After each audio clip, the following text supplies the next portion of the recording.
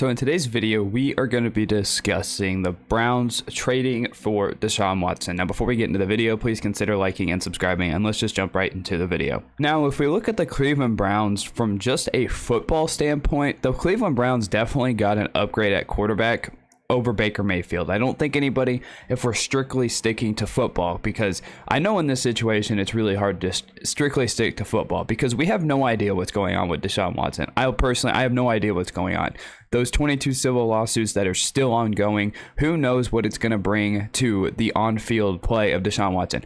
We don't know if he's even going to be able to really play next season because based off the past and what the NFL has done, there's a suspension looming for Deshaun Watson of at least 6 games because Big Ben and Zeke Elliott both got 6-game suspension. So for that part of the situation with Deshaun Watson, we can almost expect a suspension to come for him. So as good of a deal it is for the Browns to upgrade at quarterback right now, they're still going to be in a tough situation for the first 6 games of next season. So next season might, for the Browns just as a whole, may not even be a good season for them because you fall behind within that first 6 games in this AFC conference, you're in trouble. You're probably not going to make the playoffs. So that civil issue, that's still on the books, and that's still going to be, I think, a huge gamble that the Cleveland Browns just made. Now, the criminal stuff is in the rearview mirror for Watson, but with the civil stuff still in front of them, next season's still going to be a tough one, I think, for the Browns if a suspension is looming. Now, I don't know if a suspension is looming. I'm not the reporter. I'm not the insider. I'm not part of the legal issue. I don't know what's going to happen with Watson.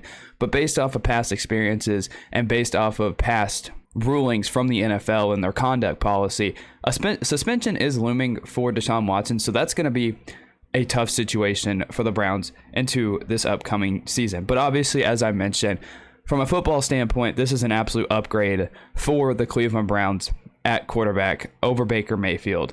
Now, when the Browns did trade for Deshaun Watson from the Texans, they gave the Texans 3 first-round picks, a 3rd round, and a 4th-round pick. So they literally gave up everything, and they're banking on the future of their franchise right now to Deshaun Watson, because not only did they trade away everything, Deshaun Watson gets a 5-year, $230 million contract, apparently fully guaranteed, which I find just absolutely insane that they would give a guy through all these situations a fully guaranteed contract. Now, his base salary in 2022 is only $1 million.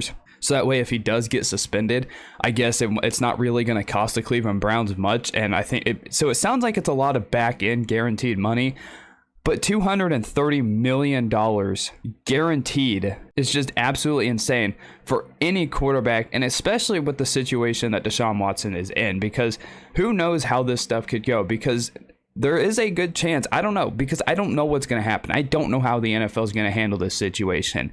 The low end of the spectrum, Deshaun Watson could possibly get suspended 6 games. There's also a chance that the NFL sees that Deshaun Watson didn't play last year and they count that as a suspension. Now, do I think that should count as a suspension? No, because he basically refused to play for the Texans at that point. So I don't think that should count as a suspension. That just should be him not just refusing to play, because the Texans on it probably could have forced him to play if they wanted to, and then who knows what would have happened.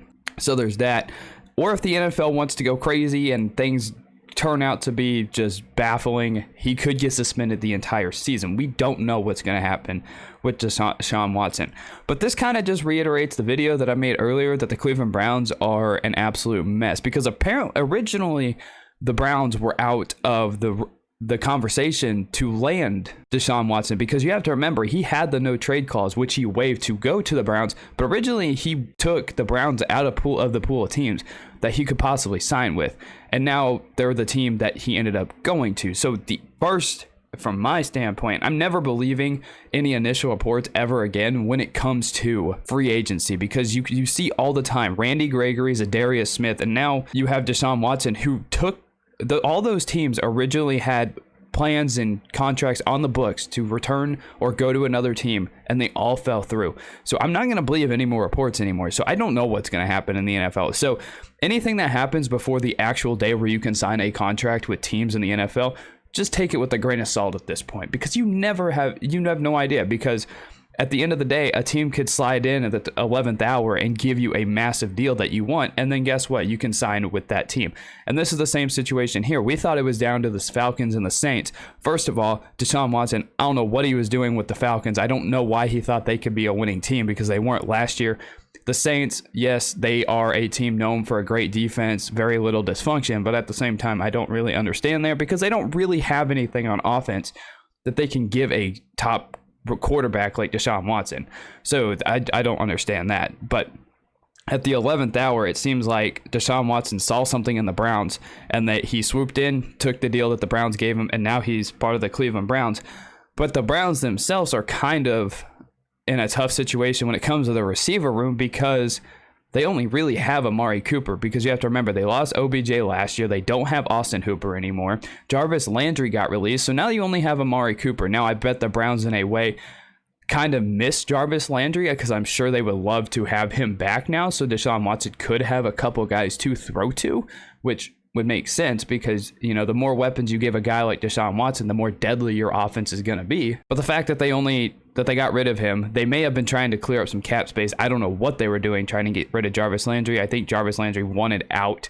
Anyways, he seek permission to talk to teams about a trade. So obviously Landry wanted to leave. And who knows what Landry feels about Deshaun Watson in the first place. Maybe he sees that now when he was like, oh, I shouldn't have left, or he's like, oh, thank God, because now the Browns, they have on the books Baker Mayfield that they're going to have to deal, and that's going to be a rocky situation, because originally Baker Mayfield was all upset, which, I mean, I understand from his standpoint that the Browns were trying to get rid of him, but at the same time, from the Browns standpoint, they wanted to upgrade from Baker Mayfield. So that situation between the Browns and Baker are a tough situation. Now that the Browns have their franchise, or, well, hopefully their franchise quarterback for their sake anyways, maybe they can then work with Baker Mayfield, because in my opinion, the way that things were going and heading, and the Browns denying his trade request, it seemed like it was going to be a rocky road, and it really didn't seem like, you know, the Browns were really going to give any leeway in the trade of Baker Mayfield.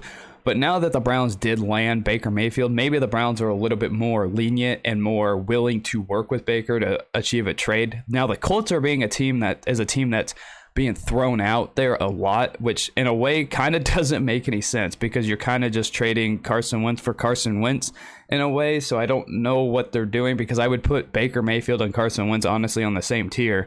I mean, two guys that I really like, had promise, have talent, but obviously underperform whatever expectations that are given to them. So I don't know what the Colts are doing. Maybe the Colts in a way are regretting their decision to get rid of Carson Wentz, but at the same time, they were pissed off the entire offseason over, or the Week 18 loss to the Jacksonville Jaguars. So I mean, I don't know, the Colts kind of seem really emotional by getting rid of Carson Wentz in such a rash decision. Knowing the quarterback pool, I wouldn't have gotten rid of Carson Wentz, but at the same time, no, with the Colts and how frustrated they are, I kind of understand them moving off, but now it seems like a really tough situation for the Colts. So this situation with the Browns and Baker Mayfield, it's going to be a never-ending story. It's going to be a story that could possibly, you know, dominate the entire offseason. The NFL never sleeps, and it really sucks, because during March Madness, all I want to do is sit there and enjoy March Madness. But you can't do that, because the NFL decides that it has to be topping every single headline.